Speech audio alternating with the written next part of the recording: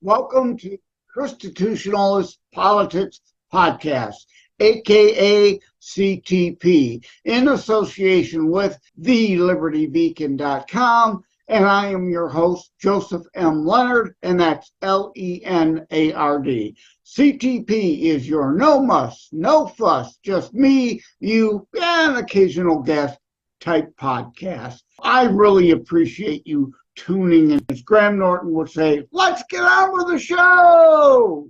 Hello, everybody. Welcome to the show.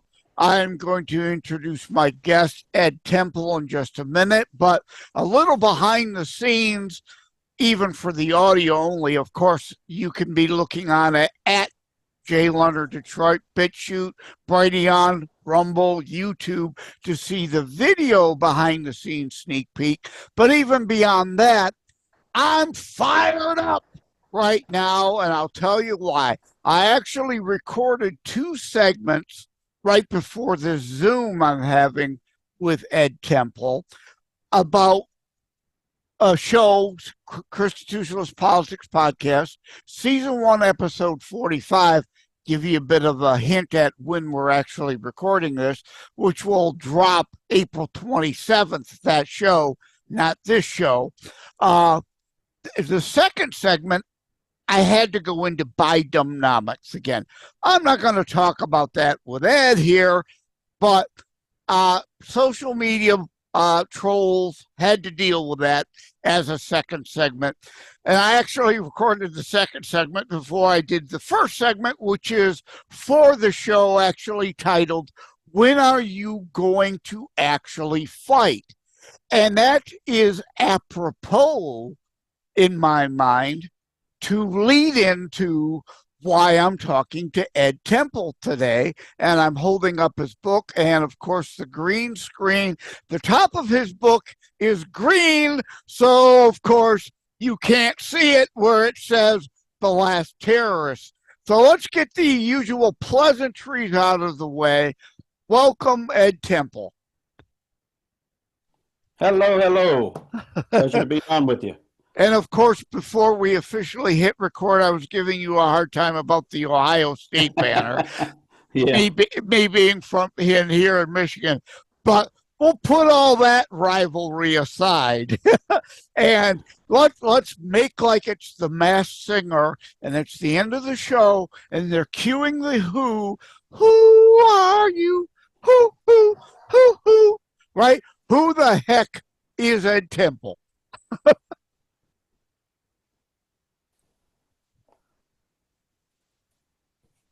Hi.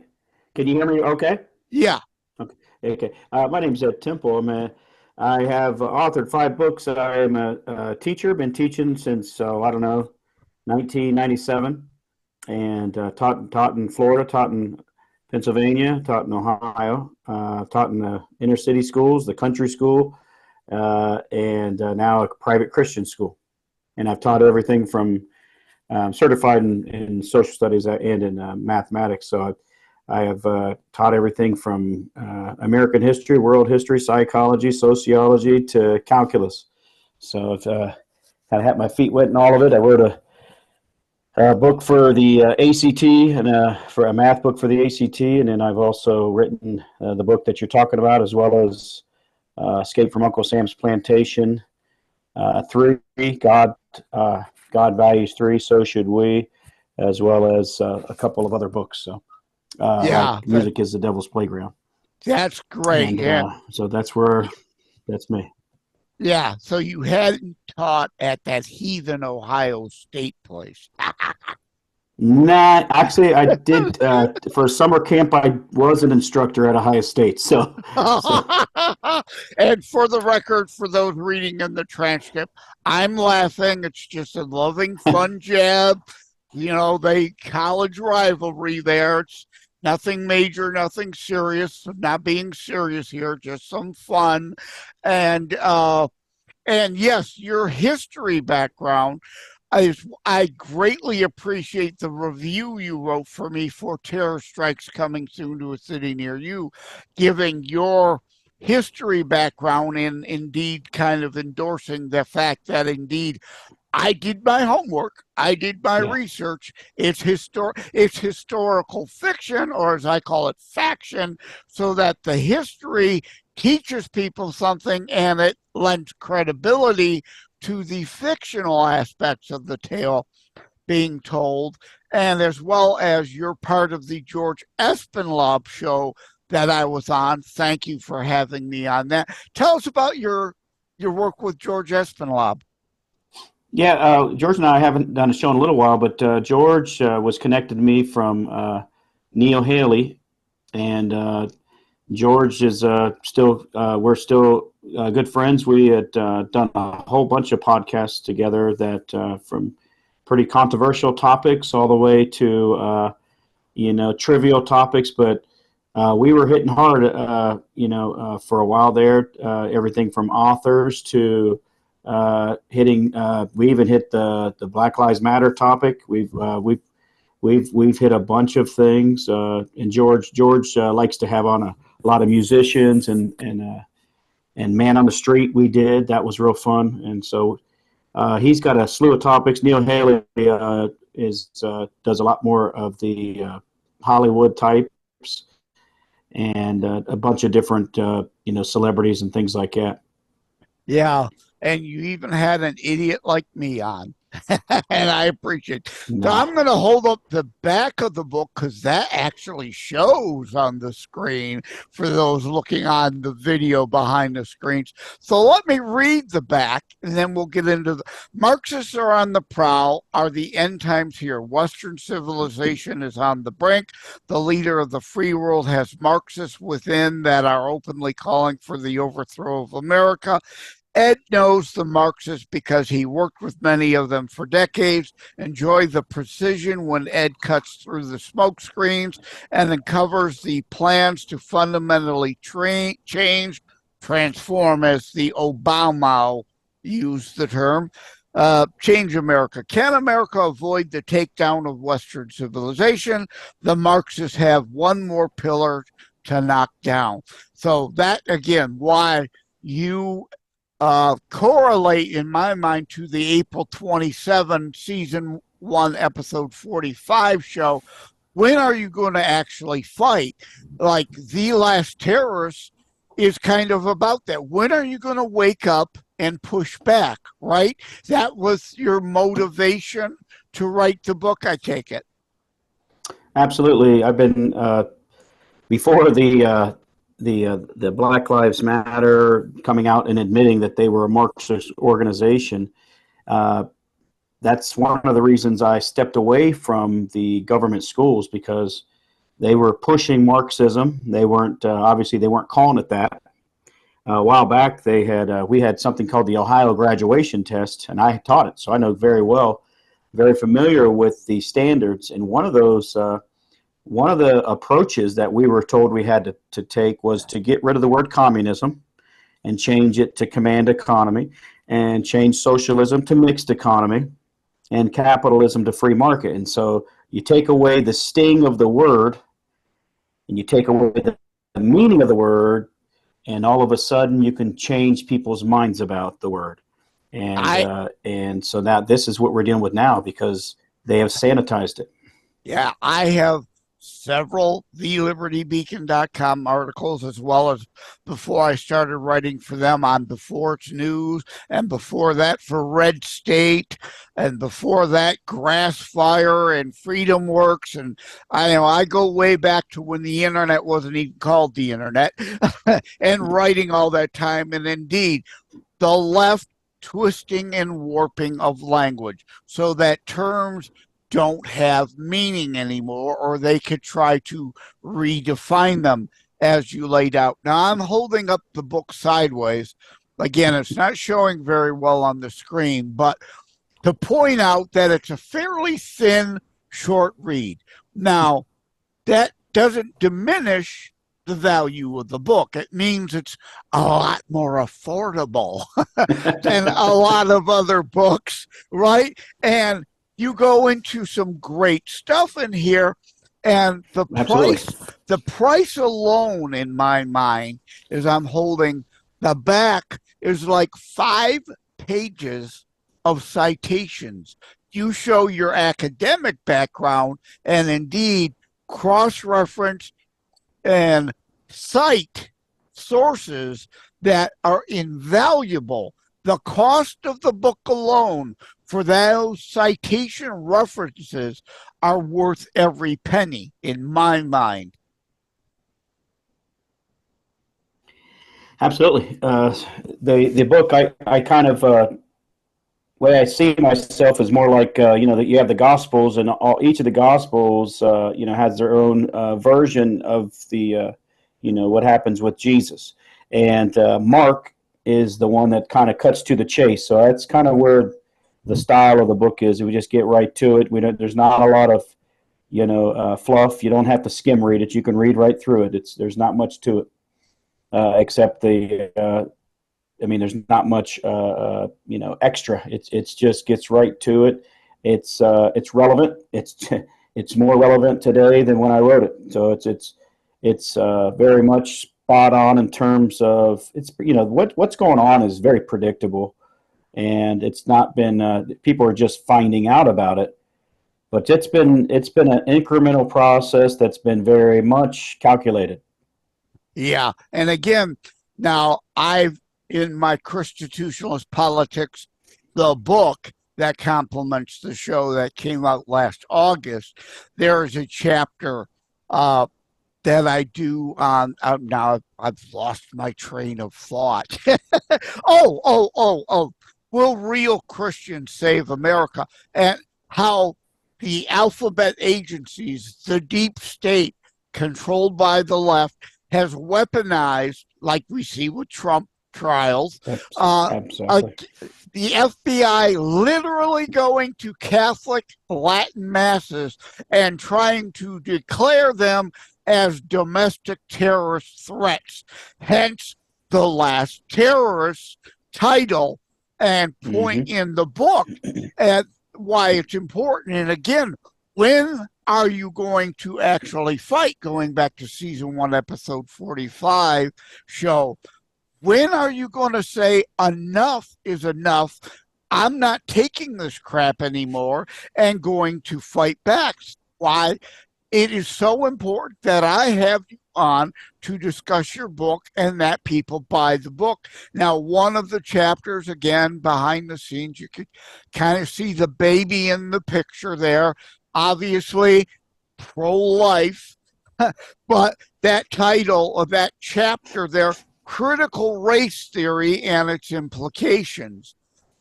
So just for a sneak about one of the chapters, again, I don't want to give away the book entirely. We want people to buy it. But yeah, talk about critical race theory and its implication so that they know they need to buy the book for the other chapters.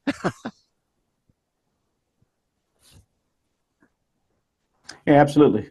Yes. Yeah. So the critical race theory, obviously, it starts off with the premise that that there's certain people, in particular, whether you're in the case right now, the push is against white males, basically. But it's not just white males; it's anyone that is considered someone that's been in power.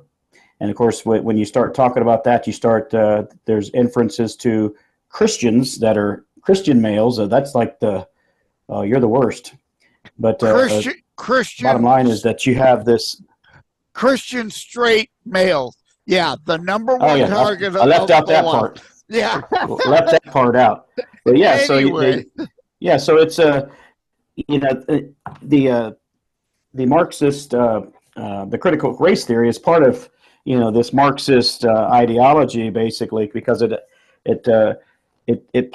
plays, it wants to flip the script, and basically, so the premise is, well, certain people have been discriminated against, so therefore it's effectively it's payback time, but it's also you can't really get mad at these people for doing it because it's in their DNA. They can't help but be a racist. Okay, and so therefore, since they're inferior because they have this inferior thought of being, that they think that they're better than others. We're going to turn the tables now, and we're going to punish you. And meanwhile, everyone that's been in their mind discriminated against, we're going to flip the script, and we are going to, we're going to do reverse racism, if you want to call it that. And so, right. No, and that's the important point. Racism is racism, whether it be white on black, black on white, black or white on Asian, Asian, Pacific, like the Japanese against the supposed white devil beast United States in World War II, right? Racism is racism. There's no such thing as really original and reverse racism. It's all racism, and it's all wrong. And holding you and I accountable for slavery we had nothing to do with is patently absurd, and again is the Marxist underlying tone of I want to steal something from somebody else rather than have to earn it. This constant victimhood, right? This constant somebody owes me. Frankly, they too damn lazy to make use of the equality our system gives them and instead demand this fake quasi-equity of outcomes, which means I steal from you rather than work for it. Yeah, and to me, that's ultimately, this is all, even though this has been an incremental plan, the Marxist plan it's really not about equality, it's about power. And so the idea, this is how you pit people against each other, and same thing with, what's connected to the whole Trump fiasco, the idea that you call people what you actually are, and then you turn around and pit people against each other. And then what's going to end up happening is once the top blows off, if they get their way, then you end up with something crazy.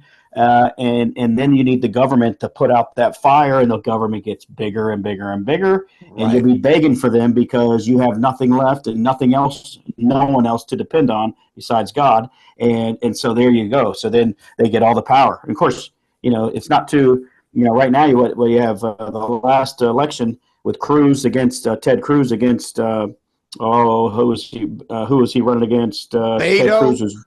Beto. Yeah, Beto. Yeah, Beto. And Beto had about 45% of the vote. So you flip Texas, it's game over. Yeah. Beto, the fake Hispanic, which again then exactly immediately ties back to what we're talking about, identity politics, right? Exactly. Like Abraham Lincoln said, you cannot lift another up just by tearing another down, which is what the left is about. Never building up, only tearing down. And the cultural Marxism, as you alluded to, you didn't say it, psychological projection of accuse others of divide and conquer, which rules for radicals. Yes, rules for radicals. Yes, exactly. Their identity politics to divide and conquer and keep people separated rather than recognize it's us, not versus them, per se. At the bottom, it's us versus those ruling elites, deep staters not the uniparty. Sinos, rhinos, fascocrats are all part of the establishment, insider, deep state. The party is what we, the people, make it or not. So if you're not involved and you want to whine about rhinos being too much like Democrats, guess who's partly at fault for that?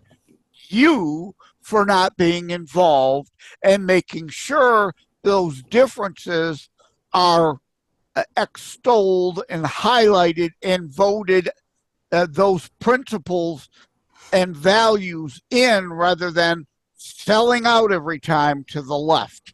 Yes, and just recently, James O'Keefe, he did an undercover operation, and they had one of the chief advisors actually it's been several different ones he's had undercover, and effectively they're admitting, they're being recorded, admitting that And to this day, the current president, if you want to call him, the current president is being, who's manipulating him right now? Who's calling all the shots? Hillary Clinton, Barack Obama. And what did both of them have in common? Saul Alinsky. Both of them did research papers on him. Both of them taught it. Both of them use that tactic, and they're playing right into this system of, and of course, what do they say? They wanted to transform America. In other words, transform it into their Marxist utopia. And they all also have in common, my friend Bruce Fleury wrote the book, The Negro Project, all about Margaret Sanger. They all have her and laud her, which actually the Nazis got their eugenics program from, and was all about exterminating the black race. So at the same time, the NAACP, that was founded originally by abolitionist Republicans, both black and white, has been co-opted and taken over by the left, funneling money to Sanger's planned slaughterhood, killing disproportionately more black children. The advancement for colored people, I was at a rally and a woman had a sign that she loaned me, the National Association for the Abortion of Colored People, right? Exactly. They're abolishing colored people. They're not advancing the colored people cause. And again, I've used the term before, anybody out there comes in and hears, oh my God, there's a white guy talking about color. It's in the name, stupid. They called themselves that. If it's offensive, they need to change the name of the organization. But of course, they have to use the example, colored people isn't politically correct, or as I call it, pathetical corruptness anymore. You can't use that. That is their deflection rather than deal with the fact that a black organization is helping to exterminate the next black generation. Yeah, as a matter of fact, I had you mentioned the podcast that George and I had, and we had a woman from the NAACP. Actually, she was from the NAACP LA chapter, I think, and she had made news because she actually wanted school choice. She's not a fan of the government schools in California. She wanted school choice, and that NAACP, funded by the teacher union, said, you got to go. They pushed her out of there with the quickness. Yep. So she's not allowed speaking for kids. She has to toe the line if she wants to be in the NAACP. Yep, exactly. Because, again, NAACP was a conservative, I dare say, ChristiTutionalist organization. It's been corrupted and co-opted like so many things, like the education, since the Department of Education was unconstitutionally founded to push all this Marxism down from the deep state onto all localities.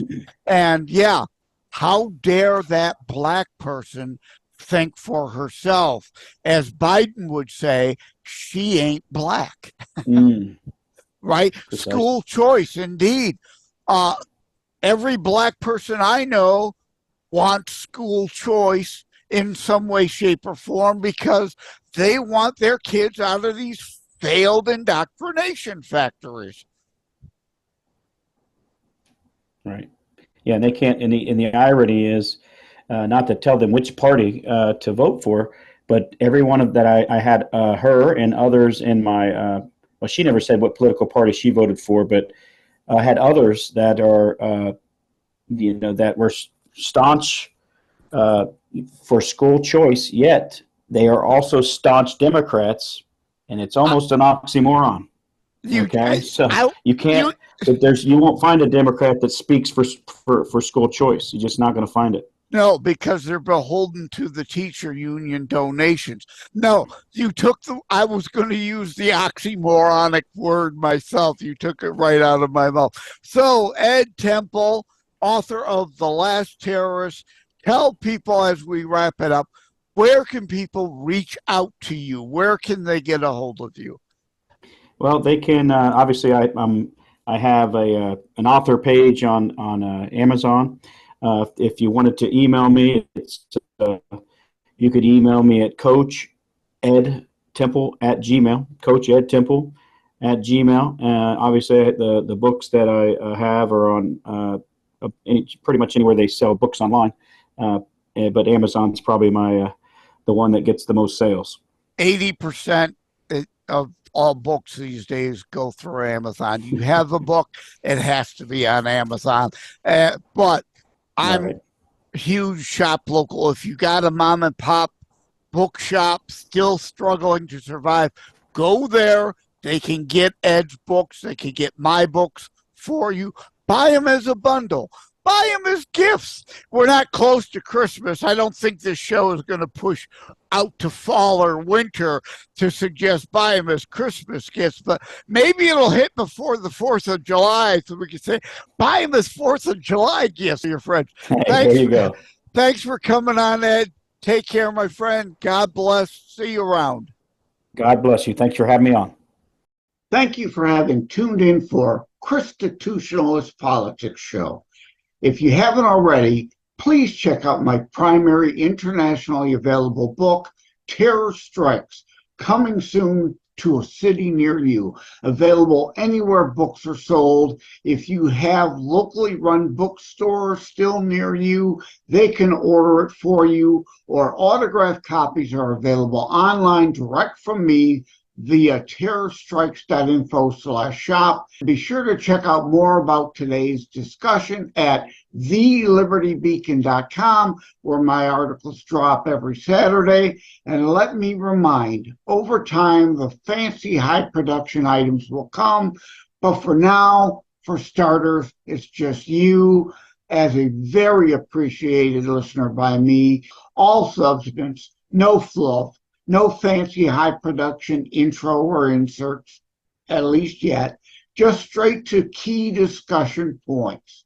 A show that looks at a variety of topics, mostly politics, through a Christian U.S. constitutionalist lens. So again, thank you from the bottom of my heart. Take care. God bless. Like and subscribe to ChristiTutionalist Politics podcast and share episodes. We need your help to grow the show. Just wanted to give a brief shout out and thank you to all the folks on iHeartRadio and Player FM for being 2 in the top 3 platforms that my show, ChristiTutionalist Politics, is most often listened to. So thank you all. Take care. God bless.